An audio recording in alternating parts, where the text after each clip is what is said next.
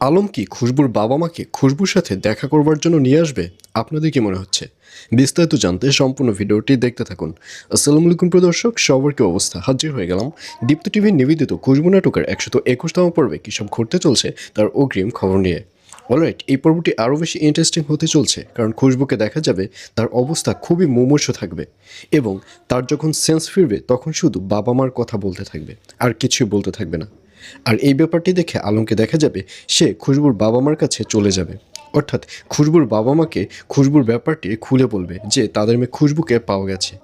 ঠিক যখনই আলম খুশবুদের বাড়িতে যাবে ঠিক তখনই খুশবুর বাবাকে দেখা যাবে সে আলমের সাথে বাজে বিহেভ করবে, কারণ খুশবুর বাবা যে শরবত বিক্রি করছিল সেই শরবত যাদের সাথে বিক্রি করা হয়েছে তাদের সাথে টাকা পয়সা নিয়ে দ্বন্দ্ব হয়েছে এবং এক পর্যায়ে তার বাবার সাথে সেই লোকগুলো খারাপ আচরণ করেছে।